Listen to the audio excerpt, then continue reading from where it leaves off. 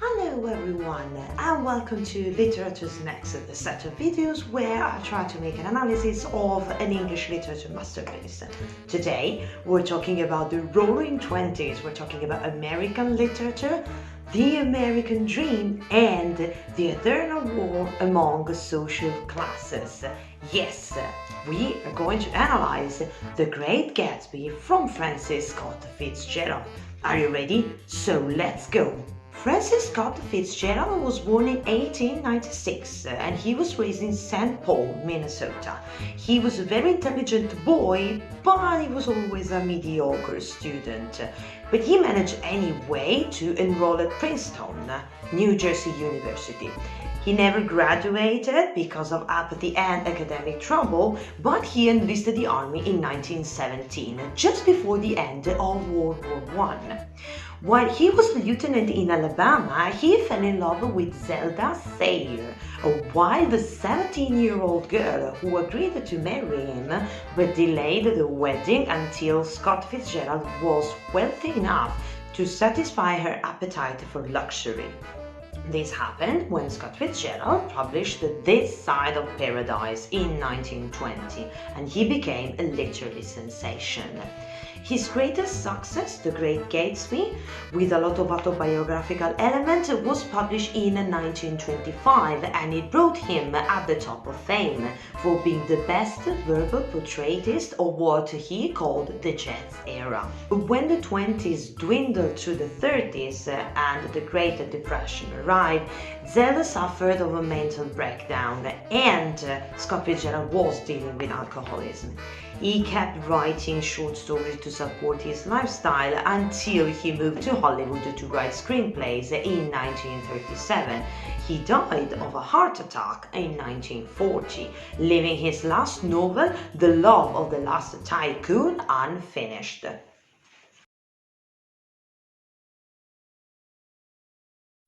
Now I'm going to talk about the plot of The Great Gatsby. If you want to skip it because you already know it, here is the time of the video where I'm making the analysis.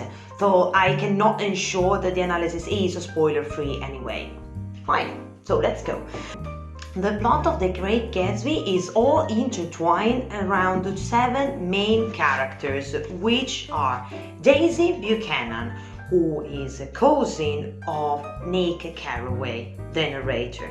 Daisy Buchanan is also a friend with Jordan Baker, a witty girl that has a love relationship with Nick Carraway. Jay Gatsby is the neighbor of Nick Carraway, but he is also Daisy Buchanan's lover. Daisy Buchanan is married with Tom Buchanan, who has an affair with Myrtle Wilson, and Myrtle Wilson is married to George Wilson. This is the scheme of the characters. Please keep it in mind because it's really important. So everything started with Nick, the narrator, moving from Minnesota to New York for business reasons. He rents a house in the West Egg district of Long Island, a wealthy but unfashionable area, primarily inhabited from the new rich. Nick's next-door neighbor is a mysterious man called Jay Gatsby, who lives in an extravagant Gothic mansion and has a habit and a reputation of throwing huge parties every Saturday night. Unlike the other inhabitants of West Egg, Nick has connection to East Egg, the fashionable area for the upper class. In fact, one night Nick drives to East Egg for a dinner with his cousin Daisy and her husband Tom. Daisy and Tom introduce Nick to a friend of theirs, Jordan Baker. She is a witty and cynical girl with whom Nick will start a love relationship.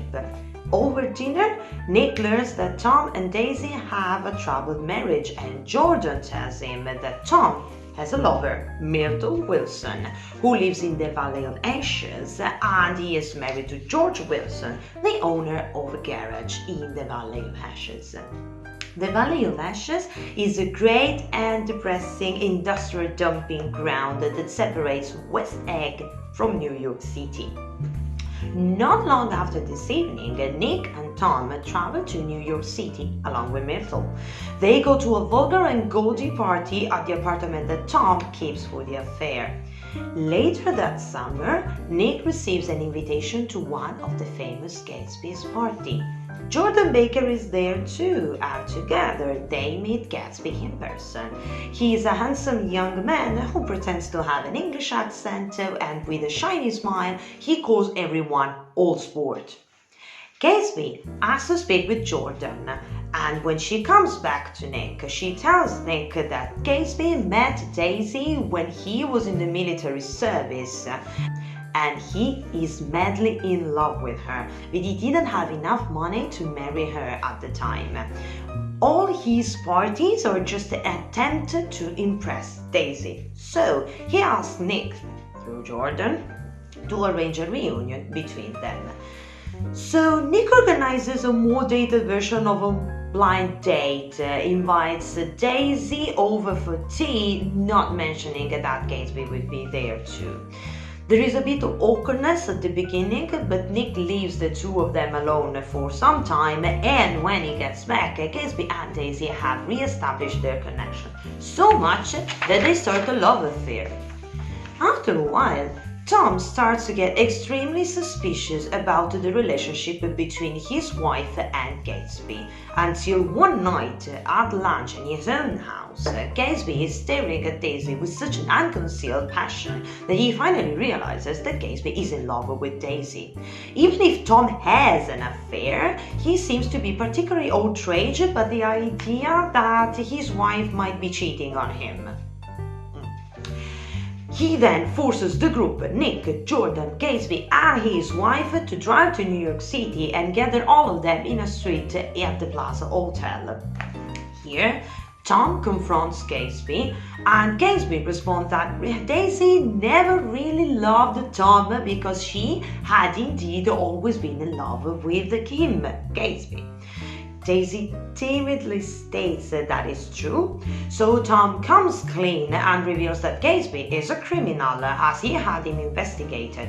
Now, Gatsby is indeed involved in bootlegging alcohol and other illegal activities. All the thing that he was saying about having inherited a big fortune and went to Oxford, they are all lies. So Daisy breaks finally and admits that it's not true, that she'd never loved Tom. And to demonstrate that he fears no threat from Gatsby, Tom sends Daisy back home with Gatsby.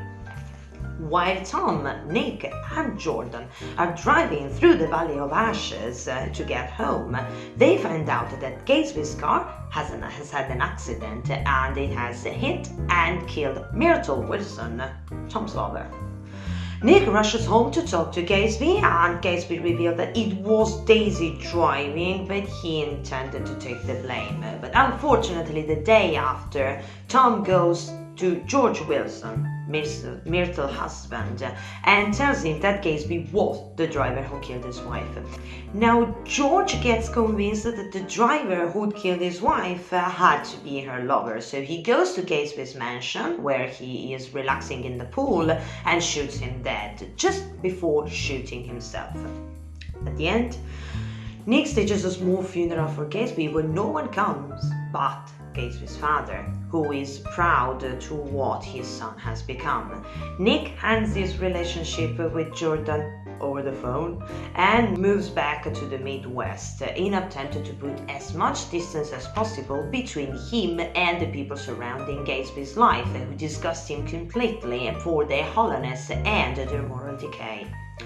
While he's getting away, he gets to the understanding that Gatsby's dream of Daisy was corrupted by money and dishonesty, same as the famous American dream is now just a nasty pursuit of wealth. Gatsby had the power to make his dream a reality, and this is what had made him great, but the era of dreaming is over for Gatsby and for the American dream.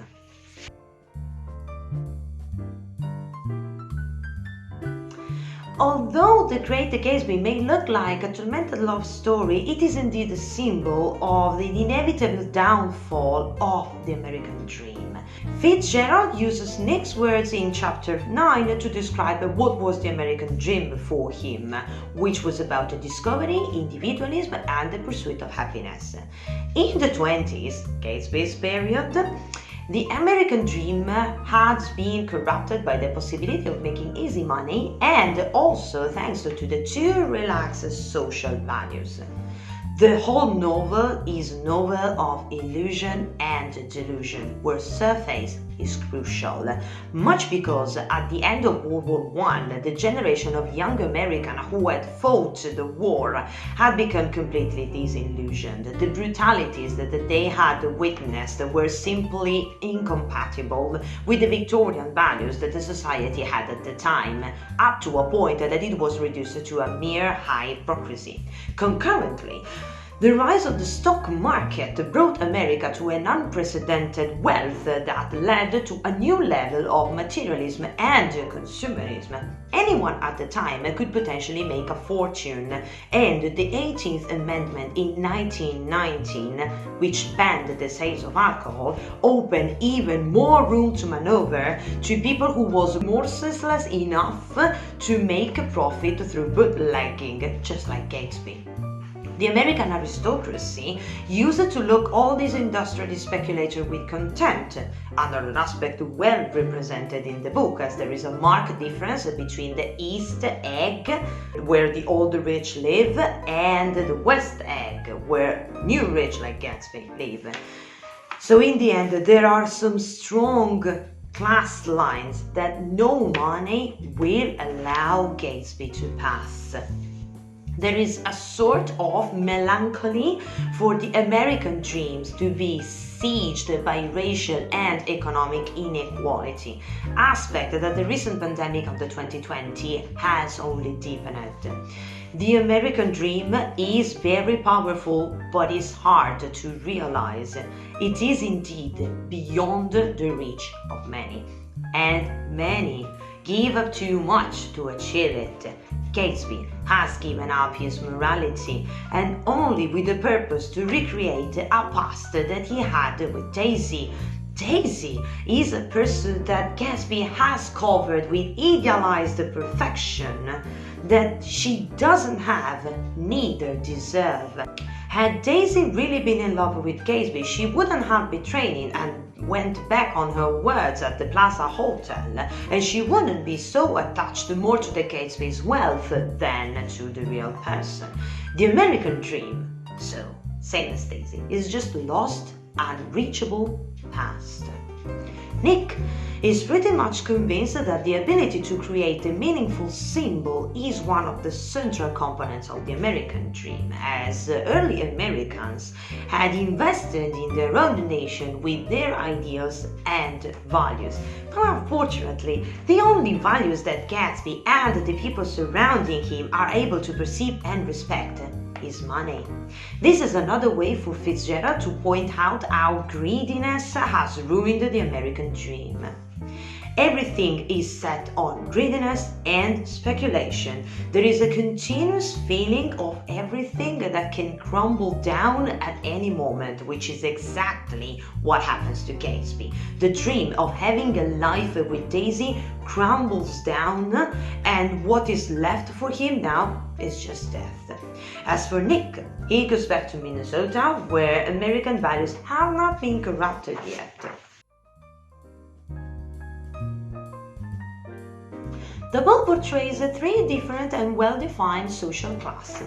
Old money, represented by Tom and Daisy. New money, represented by Gatsby. And no money, represented by Myrtle and George Wilson. Old money are the people whose family has created a fortune in the 19th century or even before. They have built a powerful and influential connection, and they tend to hide their wealth behind a surface of fake civility. The old money class is in possess of grace, elegance, and taste that new money don't have. Although they prove to be careless, so used to money's ability to ease their mind and their problem that they never worry about hurting other people.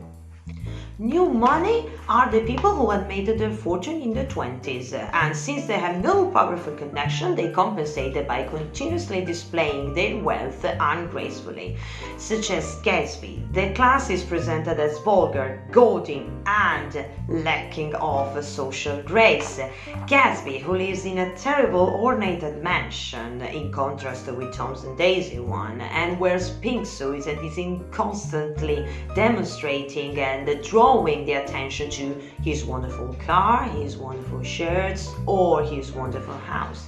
But Gatsby is, however, much of a more loyal heart, as he demonstrated by remaining under Daisy's windows until 4 a.m. just to make sure that Tom won't hurt her, or even when he is determined to take the blame for the accident resulting in his death, while Daisy seems even to be brought closer to her husband thanks to the accident, and they simply just move before Gatsby's funeral, removing themselves from a tragedy that they have caused physically and psychologically.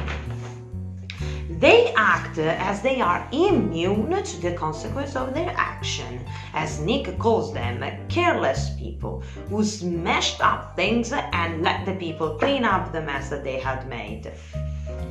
No money is completely ignored. Both old money and new money overlook at them struggling for the top, just like Myrtle, who has married George because she thought that she could raise her social status, and Tom doesn't particularly care nor about her or about her status or about she feels.